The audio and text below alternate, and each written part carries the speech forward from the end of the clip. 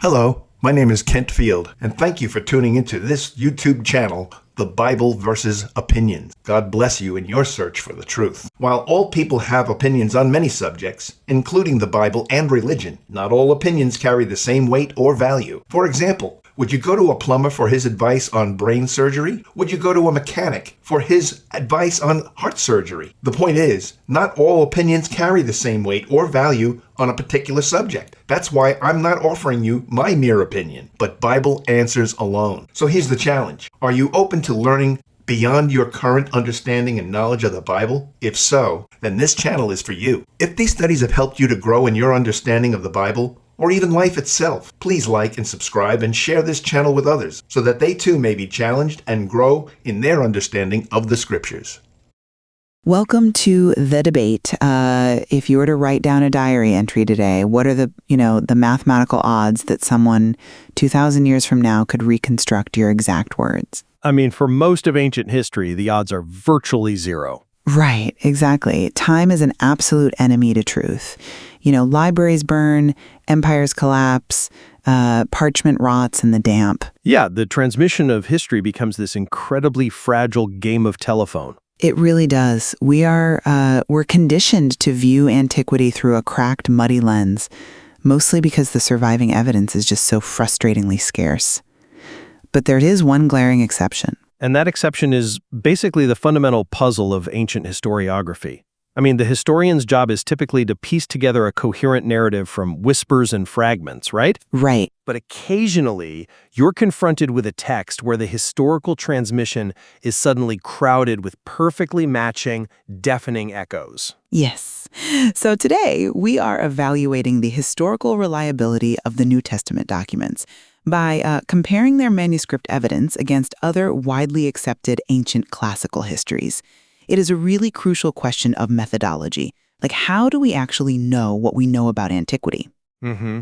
And are the textual criteria that we enthusiastically apply to secular classical histories applied consistently to religious texts? Exactly. So I will be arguing that the staggering volume of manuscript evidence, combined with the incredibly short time gap between the original events and the extant copies, establishes the New Testament as an objectively reliable historical document.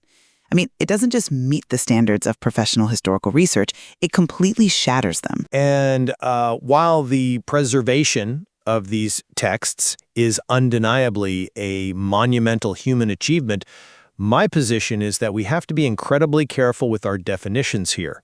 Equating manuscript attestation, which really just tells us how accurately a text was copied, with the factual validation of its claims is a category error. Okay. It essentially conflates textual criticism with historical methodology. Well, let's start by looking at the mechanics of how we actually reconstruct the ancient world, because I think we need to understand the baseline of secular history to appreciate the contrast here. Sure.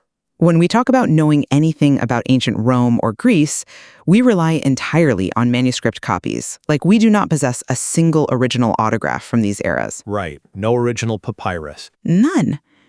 Yet the classical works we universally accept as historical fact, they suffer from massive time gaps. Take the histories of Thucydides or Herodotus, for example. They wrote around, 480 to 400 BC? Somewhere in that window, yeah. Do you know when our earliest surviving copies date to? Roughly 980. It is a massive gap. You are looking at a 1,300 to 1,400 year silence between the pen hitting the papyrus and the earliest copy we can actually hold in our hands today. Right, a 1,400-year dark age where we just have to trust that scribes got it right. And how many of those copies do we possess for Thucydides? About 8. Wow, just 8. Yeah, and it's not just him. Julius Caesar's Gallic War, written around 50 BC, survives on about 9 manuscript copies with a 1,000-year gap. The Annals of Tacitus, which is, one of our most vital sources for first century Rome, we have exactly 2 manuscripts separated from Tacitus by almost a millennium. Yet, no professional historian doubts that Julius Caesar existed or, questions the fundamental military campaigns described in these texts. No, they don't. That's the baseline. Right. Now, contrast that exact mechanism with the New Testament, We don't have 5 copies, or 50, or even 500. We possess over 5,800 complete or fragmented Greek manuscripts. Plus over 10,000 in Latin, right? Exactly, plus thousands more in other ancient languages like Syriac and Coptic. We are talking about well over 20,000 manuscript pieces. And the time gap? We aren't waiting 1,000 years. We have fragments dating within decades of the original writings and massive complete collections from the 3rd and 4th centuries. Yeah, the early codices. Right, so that is a gap of only 250 to 350 years. So my question is, if we confidently build our classical histories on incredibly sparse evidence and 1,000-year gaps, doesn't the New Testament's unprecedented textual backing demand it be treated as highly reliable history? I mean, I completely acknowledge the empirical data here. When we look at the major complete compilations that emerged in the 4th and 5th centuries, the great codices, we are looking at a paradigm shift in how information was stored. You're referring to things like Codex Sinaiticus and Vaticanus. Exactly. And we should probably clarify what a codex actually is, because it matters to the transmission. Go ahead. A codex is essentially the invention of the modern book. It's pages bound together at the spine, as opposed to a continuous scroll. Right, which was much more cumbersome. Yeah, and early Christians heavily adopted the codex format because it was portable, you could write on both sides of the parchment, and it was much easier to reference specific passages. It was a huge technological leap in preservation. Absolutely. But this brings me precisely to my counterpoint. Preserving a text brilliantly is not the same as validating the historical nature of its content. But if the preservation is that flawless, doesn't it validate that the content is exactly what the eyewitnesses originally claimed? It validates the words, yes. But the great illusion of ancient history is confusing a flawlessly preserved book with a factual event. To evaluate the New Testament using professional historical methodology, we have to draw a hard line between the successful transmission of a text by a devoted religious community and the critical verification of the events described within it. Okay, but Because the 20,000 fragments prove that early Christian scribes cared deeply about the words. It proves an immense organizational zeal. It does not inherently prove the words themselves describe unvarnished history. well, let me push back on that, because I think looking at how textual critics actually date and verify these fragments dismantles the idea that this is just a highly motivated echo chamber. How so? Let's look at the paleography, the study of the ancient writing itself. We know exactly when these fragments were copied because of the evolution of Greek script. The earliest manuscripts are written in uncial script. Also called majuscule, right? Exactly. It's written entirely in capital letters with no spaces between the words and minimal punctuation. This style was standard in the early centuries. But around the 9th and 10th centuries, there was a major stylistic shift to minuscule script, which is smaller, cursive-like, and much faster to write. Right, a shift driven by the need to produce texts more efficiently. Yes. So when we find a manuscript written in uncial script, we immediately know we are looking at an incredibly ancient document, long before the medieval period. And when scholars take an uncial fragment found in the sands of Egypt and compare it to a totally independent uncial fragment found in Syria, and they match almost perfectly, we are reverse engineering the text. You mean tracing the lineage? We are mathematically proving that they share a common ancestor dating back to the 1st century. We aren't just trusting a 4th century book. We are triangulating the original 1st century text. If we mathematically know we possess exactly what the contemporaries and eyewitnesses wrote, it transitions from mere textual integrity to authoritative history. I'm sorry, but I just don't buy that. Let me tell you why.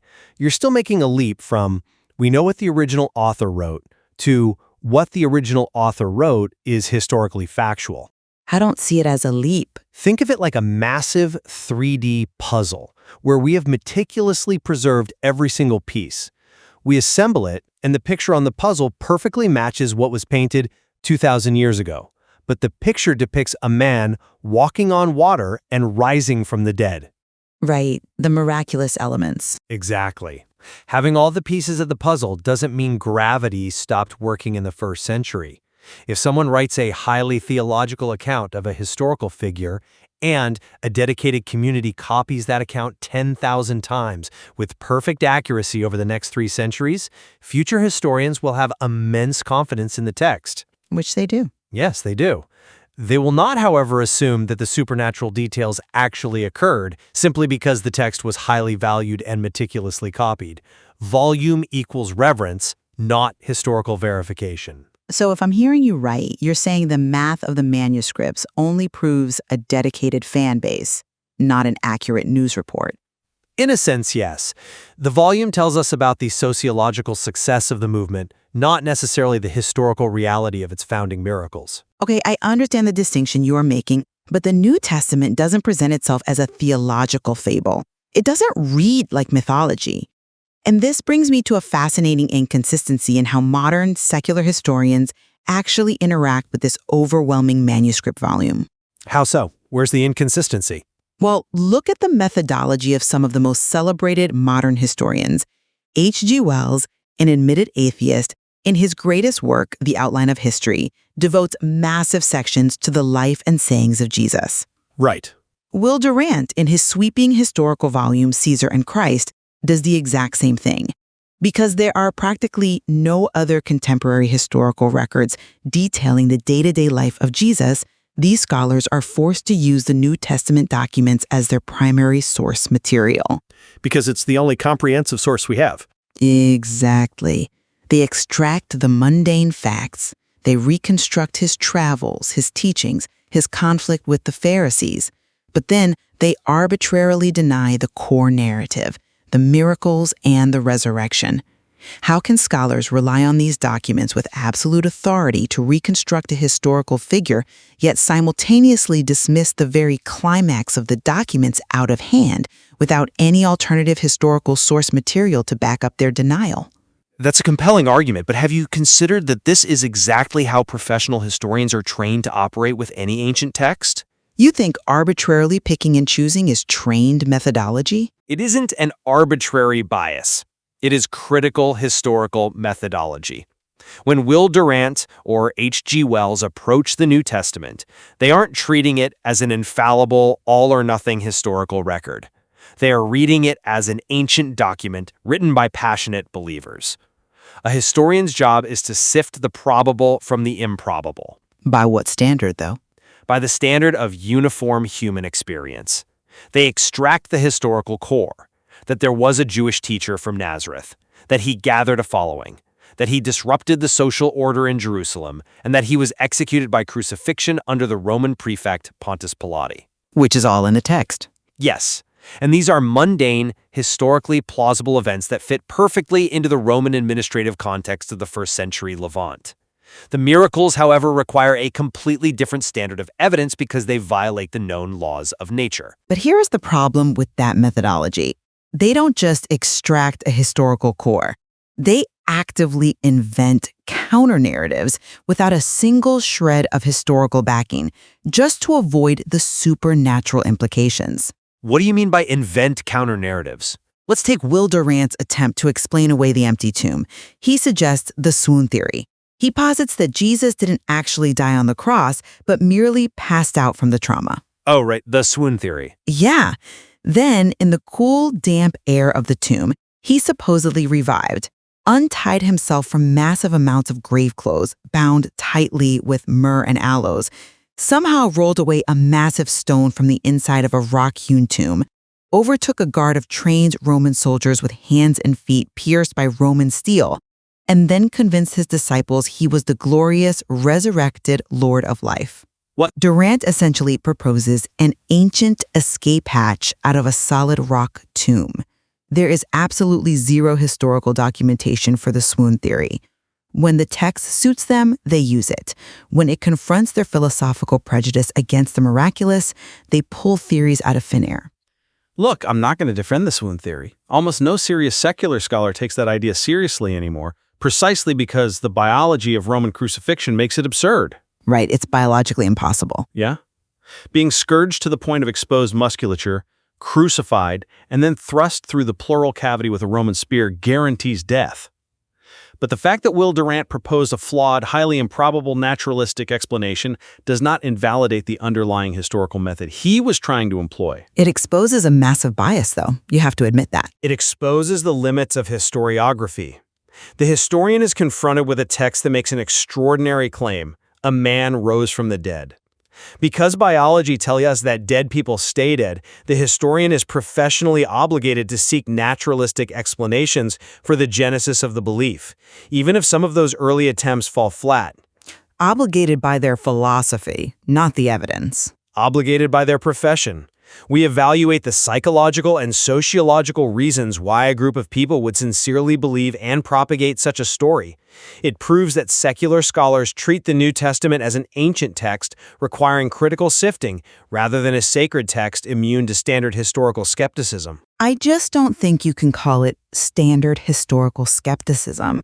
When it operates on a philosophical prejudice, an a priori rejection of the miraculous, disguised as objective methodology. Let's look at what the acid test of professional historical research actually is. Okay, what's your acid test? History demands documents written and circulated while the people involved were still alive to deny their accuracy.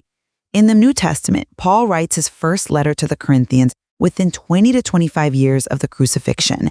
He explicitly challenges his readers to check out the 500 eyewitnesses who saw the resurrected Christ at one time, specifically noting that most of them were still alive. Yes, he does write that. Meanwhile, the opposing side offers 0 contemporary documents to support alternative theories. No ancient texts talk about the body being stolen. No ancient texts talk about a swoon.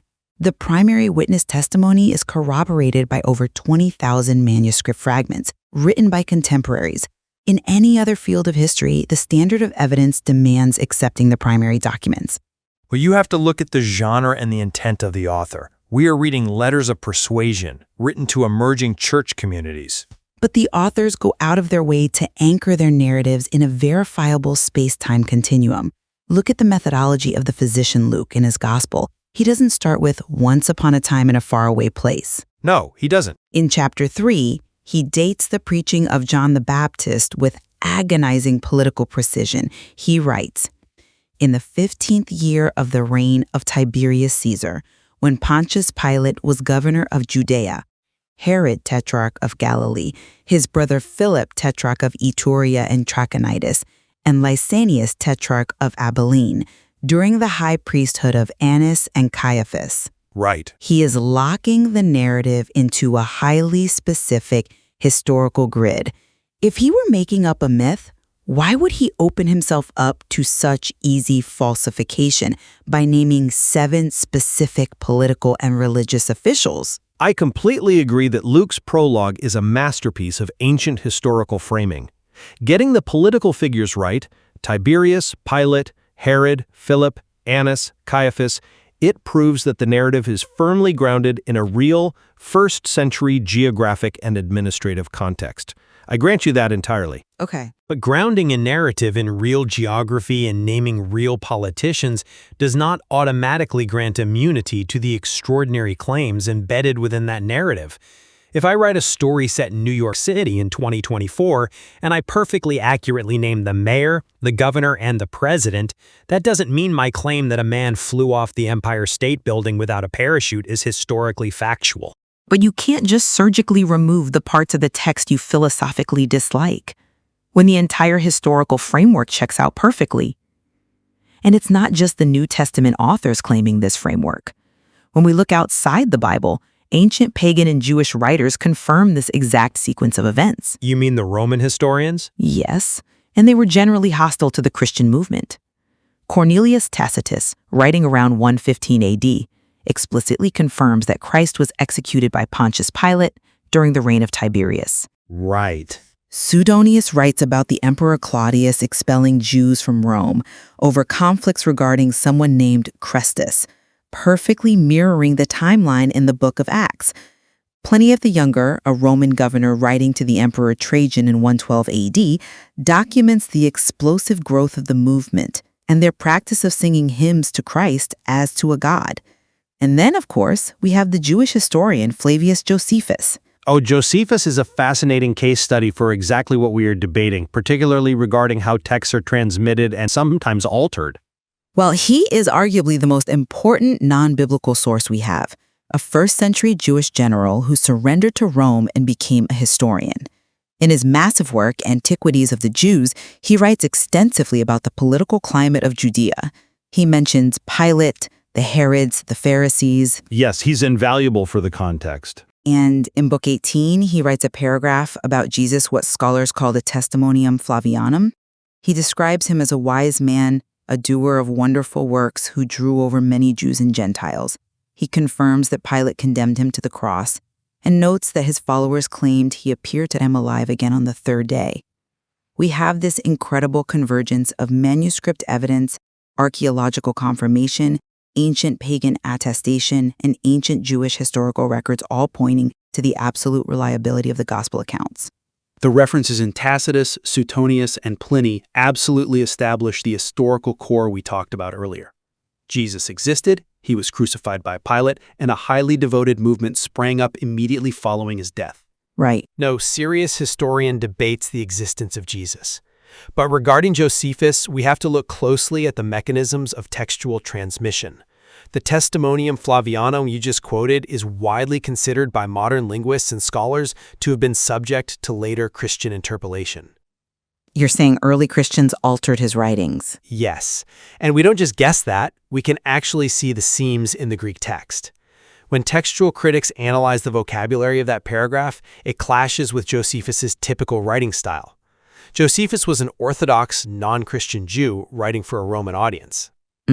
Yet, in the surviving Greek copies of that paragraph, he supposedly calls Jesus the Christ and unequivocally states he rose from the dead. Linguists look at the phrasing and realize that those specific terms match later Christian liturgy, not first-century Jewish historiography. What almost certainly happened is that Josephus wrote a brief, neutral mention of Jesus being executed, and centuries later a well-meaning Christian scribe copying the text added a few glowing phrases to correct the record. But even if we strip away the debated phrases, even if we can see that a scribe embellished the text, the underlying historical core of Josephus's account remains completely intact. The Arabic translation of Josephus, which lacks those specific Christian embellishments, still confirms the crucifixion and the origins of the movement. Interpolation in Josephus proves my central thesis. Ancient texts, even highly revered ones, are subject to the biases of the communities that preserve them. But corroboration of the mundane, the politics, the geography, the crucifixion, is not independent corroboration of the miraculous. The acid test at professional history requires us to weigh claims of the supernatural on a much more rigorous scale than claims of taxation or political appointments. Yet no other historical movement in antiquity has this specific, overwhelming factual basis for its existence. We don't have alternative contemporary histories that contradict the New Testament narrative. No one in the ancient world produced the body. To reject the New Testament documents, which are backed by over 20,000 fragments, mathematically traced back to within decades of the events, heavily corroborated by hostile pagan and Jewish witnesses, and written by eyewitnesses who allowed themselves to be executed rather than recant their testimony, while simultaneously accepting the histories of Tacitus or Livy, which survive on a handful of late copies, is an exercise in profound historical inconsistency. The undeniable manuscript superiority of the New Testament objectively secures its place as a reliable historical document. I understand the force of that argument, and the numbers are truly staggering. The New Testament is without question the best preserved text of the ancient world, but manuscript volume is a measure of textual integrity. It's more than just integrity, though. Well, it tells us we have an incredibly accurate, high-definition picture of what the early Christians passionately believed and wrote down. It is not, however, a blanket verification of historical factuality for every event described within it. The selective use of the text by secular historians, accepting the historically plausible Roman context while remaining deeply skeptical of the miraculous, represents proper disciplined historical methodology. We can marvel at the 20,000 fragments and the breathtaking paleography required to map them, while still recognizing that the discipline of history requires a naturalistic framework. We approach the threshold of what history can prove from very different angles. While we disagree on whether this unprecedented textual preservation translates directly to historical validation, I think we both acknowledge that the sheer undeniable weight of the New Testament manuscript tradition offers a rich, unavoidable field of study. Oh, absolutely.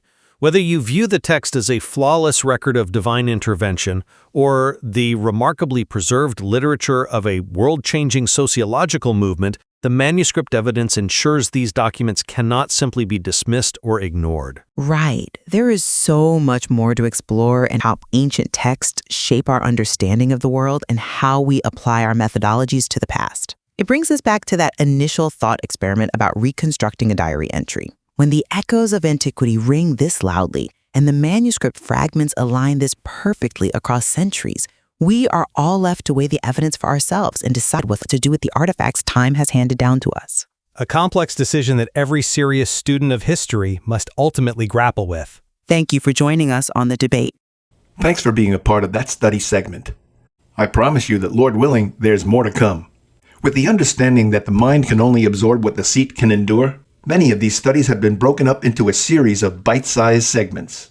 So be sure to look for the next segment in each Bible study subject, so you won't miss out on any important information. Please like and subscribe if you feel that this lesson's helped you, and God bless you in your search for truth.